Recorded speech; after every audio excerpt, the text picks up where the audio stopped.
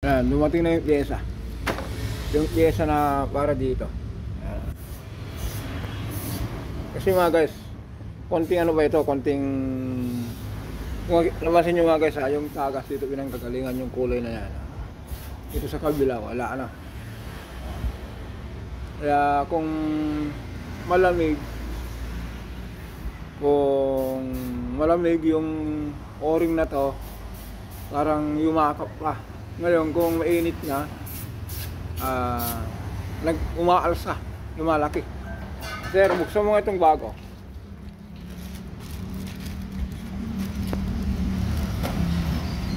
Ganito lang kami dito, para lang kaming naglalaro. Yan.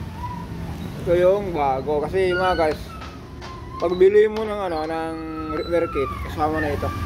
Bago nito, kasama na yung o-ring. Ito buo. Kung kasi nyo mga guys, ito buo yun. Dito po yung tagas nag-o-ring. Kaya yan, ito naman yung mga o-ring na yan, yung naging malulutong. Tapos mga guys, ito po yung minsan nakaka-problema yung langis kasi pressure ito mga guys. Kung sira itong goma, ito po yan. Diba, huwag ganyan po yan, yan.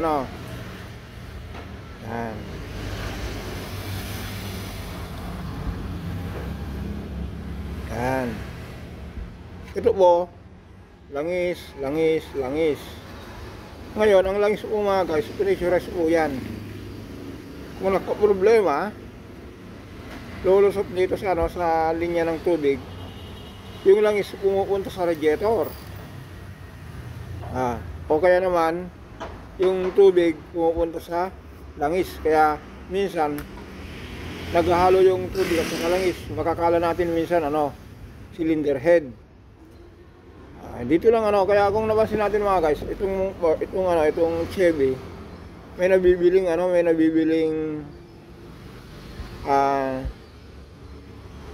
repair kit. Ibig sabihin mga guys, sirain talaga Sir, kunin mo yung oil cooler, yung pinaka oil cooler.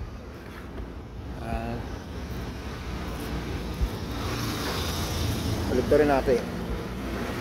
Yan ito mga guys. Yan. Ito po.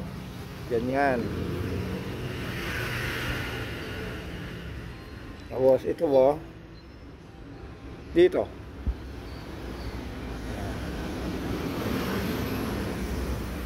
Kaya ang gagawin natin guys ngayon, lagyan natin yung mga o-ring, yung mga luma. Lagyan natin yung ito kasi ito guys. Ito po yan. Ito. Sorry. Ayan. Ito po yun. Okay mga guys, kumpletuhin natin doon. Salpak na natin. Yun lang po. Ulitin natin Kung naghalo yung tubig o langis, isa sa dahilan ito, o-ring. Tapos ito. Kasi kaya naman po natin binuksan ito. Nakulitin ng mga o-ring dahil dito, kung napansin nyo po ito, kukulay pink. Dahil po dito. Yan. Tumutulo po yun, gumagapang. Kasi nyo po niyan, ito. Yan. During cold start. Dito sa kabila, wala. Ayan mga guys, salwak na natin to. Kita nyo po kung makita na lang natin kung ilang tornilyo mamaya. Pasalwak na lang natin, huwag natin makita habang sinasalwak para hindi natin ma-istorbo yung kasama natin. Okay? Ayan mga guys, ikabit na natin itong oil cooler. Kasi mga guys, kaya hindi ko po kanina, hindi ko po pinakita kung paano kinabit. Kasi medyo alanganin tayo sa pwesto. Ngayon, ituro na lang natin kung ito po yung tornilyo na tatlo lang naman ito. Isa, dalawa, at saka yan, tatlo.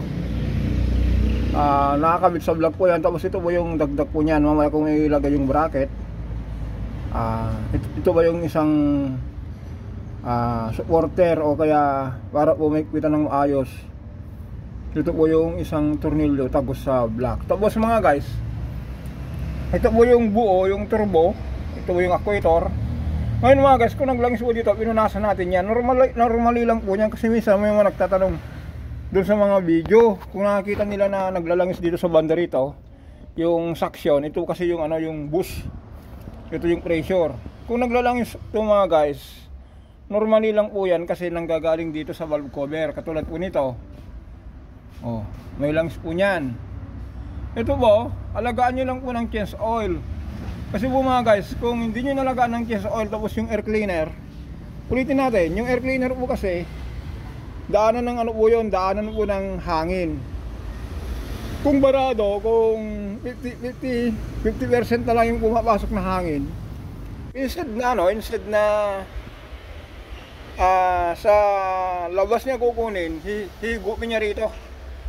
Tapos, kung hinigop niya ito alam niyo po, valve cover yan. Meron na po, langis po niyan eh. Ano, basin niyo po, linya po niyan. Kaya ganito ang kalabasan. Tapos, ito po, pupunta na rito. Kung mapansin niyo po, yan, may langis. Diba? Ito po yun. Yan, dito po yun oh. Ito, yun. Langis po niyan. Diretso dito. Diretso dito. Kasi ganito po niyan. Yun. O, diba? O. Lagay natin. Kung nakaganyan po niyan, yan. Kung ganyan ang tsura niya, andito yung air cleaner. Kung madumi yung andito, dito sa bungad, hihigop dito sa ano, valve cover. Ayan. So ano lang po ito ang ginawa po natin dito, yung oil cooler. Pero sabihin na natin yung ano, yung sa mga nagwo-worry sa mga turbo. Kasi minsan mga guys, gusto nilang ibaba yung turbo na wala namang problema. Ang problema naman ng turbo guys, kung ano, kung yung whistle na yung bakal to, yung ano, alam nyo naman po yung kumakayod, at saka yung whistle ng hangin yung sagit-sit ng hangin, magkaiba po yun, at saka yung sayad. Tapos kung yun bang naririnig nyo na po, ibig sabihin po, may tama na yung bushing ng ano, ng turbo. Tapos ito yung impeller dito, itong turbine, yung clearance dito na konti lang, normal lang po yan kasi hindi pwedeng ano po yan, hindi pwedeng walang clearance, pwedeng dumikit yung turbine. Pero kung umandar na po yan, yung langis na nagsusupply dito, yan po yung nagsisilbing ano niya, yung lubricant niya para medyo mawala yung clearance niya. Pero yung during ano, cold start, ganito, yung hindi po umandar, medyo ano po, may konting alok po ito. Tapos kung umandar na po, nag-supply na yung langis, yung alok po niyan mawawala na po kasi bibuild up ng langis. Okay mga guys, pagkabit na natin yung mga natitira, maglagay tayo ng coolant, start na tayo. Yan mga guys, habang yan, isalpak na natin yung ano, yung hose. Tapos yung air cleaner po, papalitan din natin. Kung pansin nyo mga guys, ito po yung tagas ng coolant. Yan, matagal po yan, kulay pink. Ito lang ano natin mga guys. Sabi ko nga po kanina, kung balikan natin yung ano, kung ang air cleaner nyo po madumi, instead na sa labas kukuha ng hangin, dito po kumukuha sa ibabaw ng ano, ng makina sa valve cover. Ito po yun, katulad nito. Ito po yung ano, yung pinalitan natin ng brake shoe nya. Tapos yung mga o-ring. Ito yung air cleaner mga guys. Sobrang dumi po nito. Ito, ganyan po yan. Ayan, yan. Dito po, yan. Hihigop po dito. Ngayon po mga guys, kung madumi po yung air cleaner, instead na dito kukuha sa labas, hihigupin niya, kasi yan, katulad po yan. Dito manggagaling yung hangin, ipapasok niya rito. Ngayon po, kung barado ito, itong air cleaner po, dito sa hose na to, meron pong hose dito. Ito po yun. Hihigo po niya, nagkakaroon ng problema. Kaya yan mga guys, sir, callback mo na yan. Mamaya kung naka-symbol na, check natin, naglagay tayo ng ng coolant. I-check natin yung pinalitin natin o-ring kung may tagas. Mga guys, kinakabit na yung ano, yung air filter assembly. Ulitin natin mga guys ha. Huwag kayong washer dito, yung mga kasi ito ba para sa atin lahat ito. Sa mga may-ari ng sakyan nang nangruna sa mga nag-J at dalugan na. Yung may mga sasakyan po. Minsan mo kasi binabaliwala natin yung air cleaner. Yun. Yung air cleaner. Hindi po natin alam po na ito po yung pinanggagalingan ng isa sa pinanggagalingan ng power. Kung ito po madumi, mangyayari po niyan mga guys, parang yung ano, yung sinisipon. Kung barado po yung ilong, hindi makahinga ng ano, hindi makahinga ng maayos. Kukunin niya yung hininga niya sa bunganga. Hindi sa labas, hindi po sa ano, kundi nanggagaling din yung hininga niya, kukunin niya sa bunganga. Di ba po, kung meron pong sipon, yung bunganga niyo gawin yung ano, hingaan o kaya doon kayo kumukuha ng oxygen. Ganito rin po ito. Ngayon, kung barado itong air cleaner mga guys, dito po siya kukuha. Kaya po minsan, yung turbo natin, nagkakaroon ng langis kasi po, yung 100% dito na ano, na hangin na pumapasok. Kung madumi na po, nakikihati na po yung sip ng turbine dito sa loob ng makina. Kaya yun po nagkakaroon ng ano, ng problema. Kaya mga guys, oh, maglagay na tayo ng ng coolant. Kasi mga guys, ganito po 'yon. Sir, akin na po 'yan. Sinalo natin 'to mga 2 litro kasi po sabi ng may-ari, yes, everyday naglalagay ako ng coolant. Ibig sabihin kung everyday bago po ito kaya hindi masayang. Sige sir. Wala na bang ibang ano yan? Rekta na lang. Okay, sige. Hindi na nga. Kasi mo mga guys, sayang naman kung itapon natin. Kaya ang ginawa ko, bago namin i-drain yung ano, yung tinanggal yung oil cooler, drainin ko muna yung ano, yung coolant, sinala ko. Kasi sayang naman, magkano 1 litro ng coolant? Lagay natin 200. 400 lang po, 400 naman kung 2 litro po yun. Nakasabi ng may-ari ng ano, 400. Yan, ngayon, check natin yung ilalim. Kasi mga guys, kung nakita nyo sa mga una natin video, kung binuksan natin yan sa umaga, tumutulo. Dito. Kita nyo po yan, no? Yung tulo po nito. Matagal lang tumutulo, kaya dito sa ilalim ngayon. Kailangan natin ng,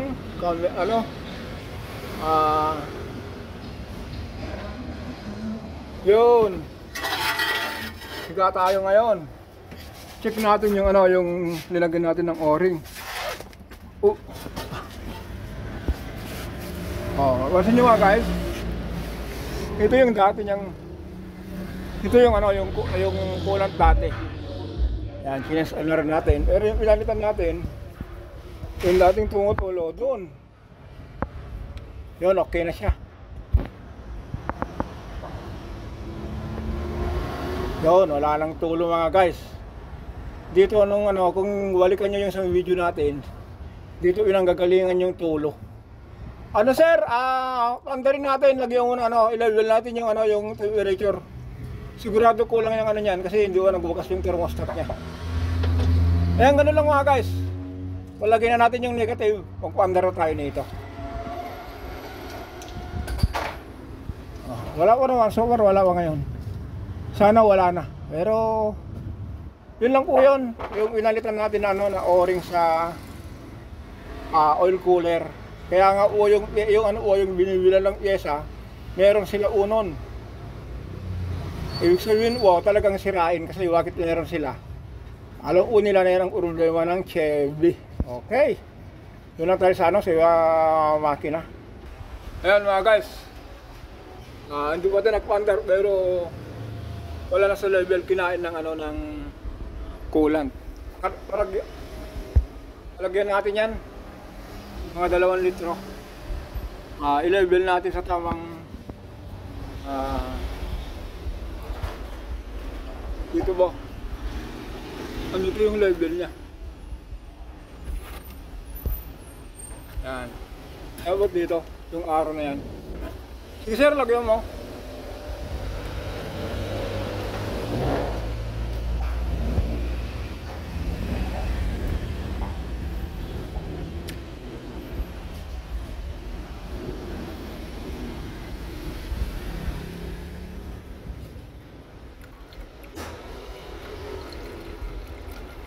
Yung ginamit natin ano mga guys, coolant, ready to mix na po niyan. Yan, baka kaya walang tulo kanina, kulang, kaya silipin ulit natin. Sige sir, i-level mo.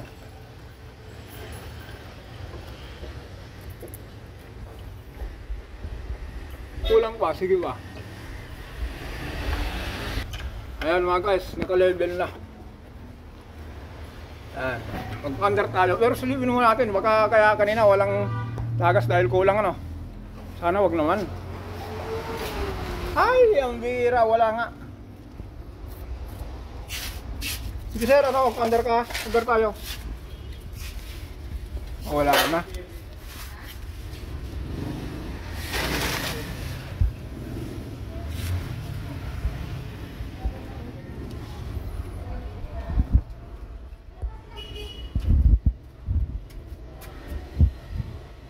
Yun, wala na.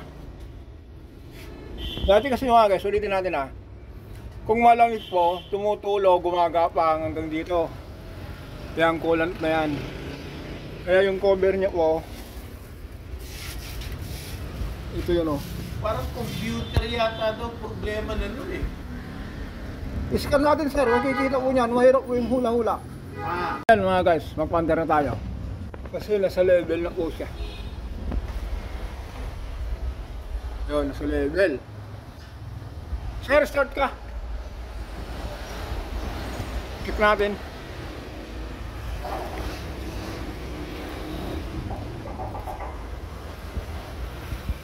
Kulang lang sa linis, ano? Andito na lang tayo. Yung kasama natin, di naglilinis, ano? Di ba lilinis natin yan? Bago natin makawalan. Sige, start, sir.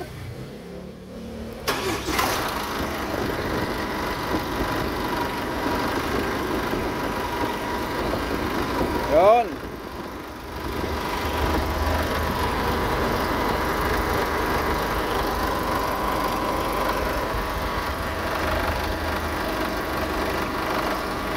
Yan. Tulungin natin mga guys.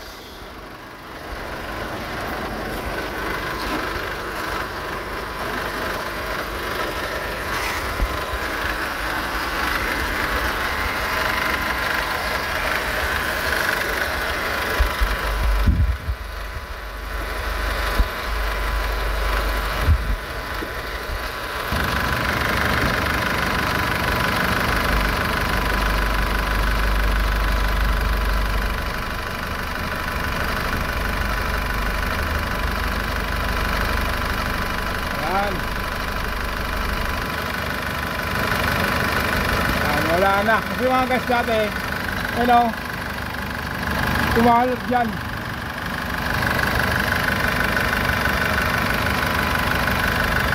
Hindi natin makita.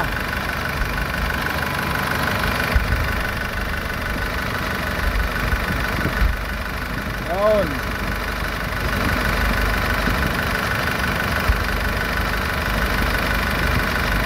Okay mga guys, puntan natin yung iritan at sabihin na ulitin natin yung mga sasabihin natin na wala na kwenta. Ayan, ito yung ito yung takip ng sa ilalim, ito yung coolant. Ito yung pinalitan natin mga guys. Yan.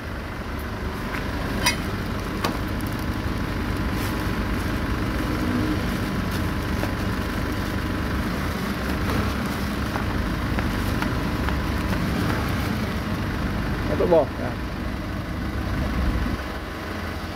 Dito binanggalingan ng tagas. Ayan, ganoon lang po mga guys. Sinabay natin yung rotor disc. Kasi po, ang machine shop po, sabi niya, Jess, ayaw ko ng yan, ayaw ko ng iba machine shop kasi delikado. Baka sumagat po ito, maiiwan po ito. Hindi naman matatanggal yung gulong, kaya lang ito po, maiiwalay sa kasi sasagat po niyan, habulin, manipis na po ito. Kung natanggal po niyan, dito po sa dulo, manipis po, hiwalay dito. Hiwalay po rito. Andito yung gulong, ito. Pwedeng pag-brake po, sama-sama na po. Ito na po yung iikot, hindi na po yung brake pad ang hindi na po yung brake pad ang mag-hold sa kanya, kundi ito ng umiikot. Yan mga guys. Ayan po. Okay, hanggang dito lang po tayo mga guys. Sinabay natin ng air cleaner. Sabi ko nga po, yung air cleaner napaka-importante. Ito po yung kinukuha na niya ng hininga para hindi po sakal yung pasok ng hangin. Hindi siya kukulangin ng oxygen. Importante po ito. Okay mga guys, hanggang dito lang po tayo. For the next video mga guys, Ford Ranger ulit tayo. Bye bye.